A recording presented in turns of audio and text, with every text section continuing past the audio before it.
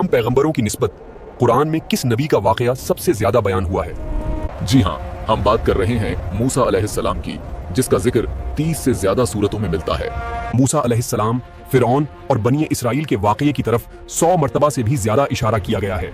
हमने कुरान मजीद और अहादीस को जमा करके हजरत मूसा अलैहिस्सलाम का एक मुकम्मल वाकया तरतीब दिया है। हजरत मूसा अलैहिस्सलाम की पैदाइश के वक्त मिस्र पर एक निहायत जालिम बादशाह की हुकूमत थी। जी हाँ, हम बात कर रहे हैं फिरौन की, गुरूर और जुल्म की जिंदा मिसाल। फिरौन, वो जालिम बादशाह जिसके सामने पूरी मिस्र की धरती लरजती थी। इसके एक इशारे पर कई जिंदगियां खत्म हो जाती थीं और उसके एक हुक्म पर सैकड़ों लोग गुलाम बना लिए जाते। वो खुद को सिर्फ बादशाह नहीं बल्कि खुद को खुदा समझता था। कहता था, मैं हूं तुम्हारा सबसे बड़ा रब।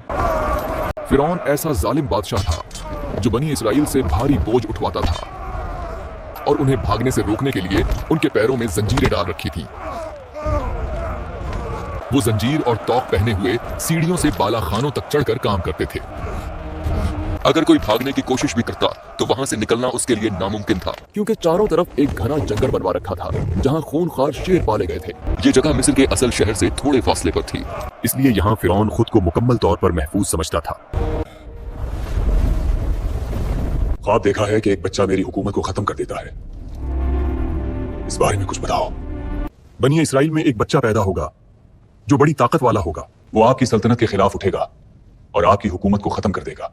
मैं इन किताबों को गलत साबित कर दूंगा। वो पैदा होने से पहले मर जाएगा। फिर उसने जुल्म की वो इंतहा कर दी जिसने दुनिया को लरजा कर रख दिया। हर साल हजारों जानें इस खतरे को दूर करने के लिए खत्म कर दी जाती। सुना है हमारा निजात दहिंदा आने वाला है और फिरौन की हुकूमत हमेशा नहीं रहेगी। क्या हम भी आजाद हो जाएंगे? जी, यही सुना है कि वो बनी इसराइल में से होगा और हमें आजाद कराएगा। और यूं शदीद खौफ के इन लम्हों में हजरत मूसा अलैहिस्सलाम की विलादत हो गई। इस घर में कोई बच्चा पैदा हुआ है तो बताओ। हमें लगता है इस घर में बच्चा पैदा हुआ है। माँ, सिपाही जानते हैं, वो बच्चे को ढूंढ रहे हैं। डरो नहीं, अपने बच्चे को संदूक में रखकर दरियाए नील में छोड़ दो। लरजते दिल के साथ बच्चे को संदूक में रखा और दरिया के हवाले कर दिया। अचानक हजरत आसिया की निगाह एक संदूक पर पड़ी। उन्होंने वो संदूक पानी से बाहर निकाला ताकि वो देख सके इसमें क्या है। मुझे दरियाए नील के किनारे मिला, मैं इसे आपके सामने लाई हूँ। यूं अल्लाह की मशीयत से संदूक का ढकना खुद फिरौन के हाथों खुल गया। ये बच्चा मेरी और तेरी आंखों का नूर है। मुमकिन है ये हमारे लिए नफा बख्श हो या हम इसे अपना बेटा बना लें। अगर ये बच्चा बनी इसराइल का हुआ तो क्या मालूम यही वही बच्चा हुआ।